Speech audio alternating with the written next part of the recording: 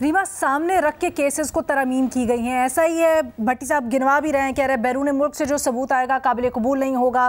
ठीक है, कुछ तरमीम है जैसे 90 दिन वगैरह अगर करनी थी तो वो कर लेते, बाकी जो हैं इसमें अक्सरियत तरमीम की वो NRO के मुतरादिफ ही हैं, ऐसा ही है? क्या आप अग्री नहीं करती? जी शुक्रिया अलीना। मेरा ख्याल है कुछ तहफ़्फ़ुज़ात जो इन अमेंडमेंट्स के बारे में है वो दुरुस्त है, और अब क्योंकि केस जो है वो सुप्रीम कोर्ट में है तो शायद हमें समझ आ जाएगी जैसे जैसे प्रोसीडिंग्स आगे बढ़ेंगी, फैसला आएगा कि इंसानी हकूक से इनकंसिस्टेंट कौन सी तरामीम है, और मेरा ख्याल है इसीलिए हमारी सुप्रीम कोर्ट है वो इसका जायज़ा ले रही है। लेकिन जो बयानिया बनाया जा रहा है उससे मैं एग्री नहीं करती। फॉर एग्जांपल मैं आपको कुछ अमेंडमेंट्स की मिसालें दूं। वो कहते हैं कि अब प्रूफ जो है वो नैब पे, बर्डन ऑफ प्रूफ नैब पे चला गया, अब नैब ने साबित करना है, अक्यूज ने साबित नहीं करना। अब दुनिया भर में जो क्रिमिनल लॉज होते हैं उसमें यही बर्डन ऑफ प्रूफ होता है। हम बार बार ब्रिटानिया की सिविल लॉ की एग्जांपल्स देते थे कि नहीं वहां पे जो बर्डन ऑफ प्रूफ है वो अक्यूज पे होता है, तो यहाँ पे क्यों नहीं हो सकता? ये गलत एग्जांपल है क्योंकि वो सिविल लॉज है, नैब का जो कानून है वो क्रिमिनल लॉ है, इसमें बहुत ज्यादा सजाएं हैं, सीरियस ऑफेंसेस है। और हमारी अदालतों ने भी ओवर द इयर्स इसी तरह इंटरप्रेट किया कि नैब के ऊपर पहला जो स्टेप है उसमें नैब को ही प्रूव करना है। तो एक तरह से ये जो अमेंडमेंट है ये सुप्रीम कोर्ट की जजमेंट्स की रोशनी में लाई गई।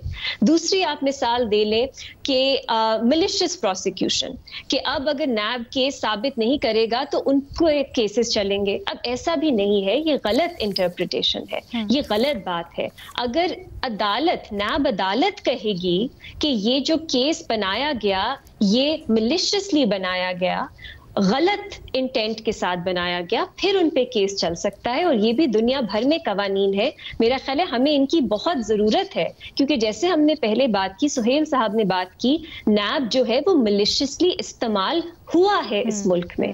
अब आपकी अगर आला तरीन, आपकी सुप्रीम कोर्ट ने ये कहा है तो हम कौन होते हैं उसको क्वेश्चन करने वाले? अगर वो ये कह रहे हैं, आपकी इंसानी हकूक की ऑर्गेनाइजेशंस कह रही हैं, तो उसमें अगर मिलिशियस इसको भी, लेकिन हम देख रहे हैं गलत स्पिन दी जा रही है। मैं आपको कुछ और मिसालें देना चाहती हूँ प्रैक्टिस में। मरियम नवाज शरीफ को जब इस्लामाबाद हाई कोर्ट ने एक्विट किया, पीटीआई की तरफ से और कुछ सहाफी एनालिस्ट की तरफ से प्रोपेगेंडा किया गया कि ये भी NRO 2 है। ये भी अमेंडमेंट्स के बाद उनको एक्विट करना पड़ा इस्लामाबाद हाई कोर्ट को, जबकि ऐसा बिल्कुल नहीं है।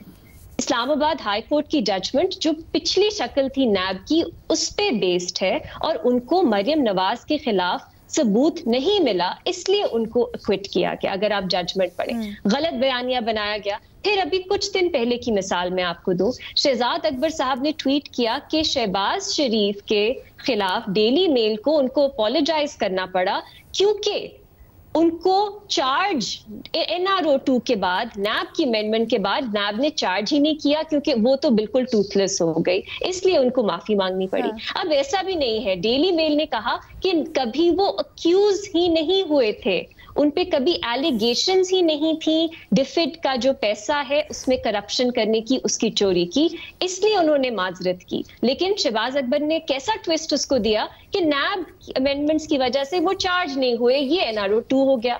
सो अब आप देखिए पीटीआई बयानिया जो बना रही है वो झूठा बयानिया बना रही है।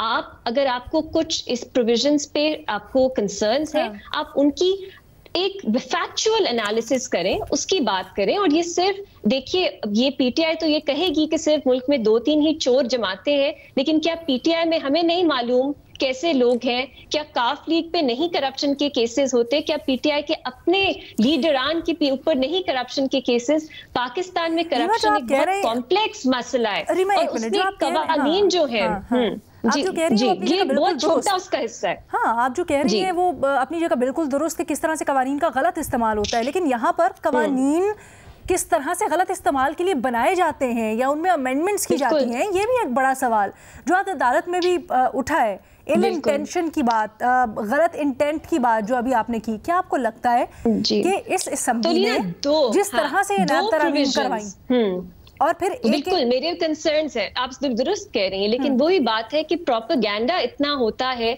कि आप जो एक्चुअल पॉइंट्स हैं उन पे नहीं आते। एक तो ऐसी प्रोविजंस हैं, अमेंडमेंट्स है, जिसपे मुझे भी सवाल है कि क्या ये, अब लेकिन अगेन ये टेक्निकल अमेंडमेंट्स है, उम्मीद है कि सुप्रीम कोर्ट इसमें हमें गाइडेंस देगी। लेकिन एक बात हमें याद रखनी चाहिए, सुप्रीम कोर्ट की भी जुरिस्डिक्शन इसमें लिमिटेड है। वो नई कानून साजी नहीं कर सकती, वो नई प्रोविजंस इस कानून में नहीं डाल सकती। लेकिन वो पुरानी जिनके ऊपर एतराज है उनको उसके ऊपर तो वो वापस रिस्टोर कर सकती, ओके ठीक है, रिस्टोर कर सकती है, ये कह के कि ये इंसानी हकूक के खिलाफ है। मुझे जरा जल्दी से मुख्तसरन ये बता दीजिए, हाँ मुझे जल्दी से मुख्तसरन ये बता दीजिएगा वो कौन सी ऐसी शिकें हैं तरामीम की जिनके ऊपर आपको एतराज है और आपको लगता है कि सुप्रीम कोर्ट इसके ऊपर तहफ़्फ़ुज़ात उठा सकती है, या आपके तहफ़्फ़ुज़ात हैं?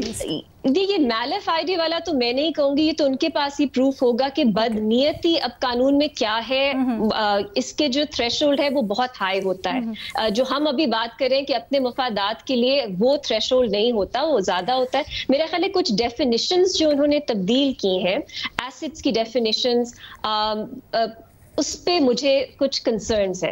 लेकिन अगेन मैं इस पे भी हतमी राय ये नहीं दूंगी कि सुप्रीम कोर्ट ये स्ट्राइक डाउन करे कि नहीं, क्योंकि इसमें वही सुप्रीम कोर्ट की जुरिस्डिक्शन का मसला आ जाता है। लेकिन तनकीद करना वो हमारा हक है, और मेरा ख्याल है नैब अमेंडमेंट्स में कुछ ऐसी तब्दीली की गई है जिसपे तनकीद तो बनती है, कुछ चीज़ों पे तनकीद बनती है। लेकिन ये बड़ा अहम नुक्ता जो आप कह रही हैं कि बदनीयती आपके ख्याल में नहीं है, अभी आगे जाके देखना होगा कि सुप्रीम कोर्ट इस बदनीयती को कैसे डिफाइन कर रही है या उसका क्या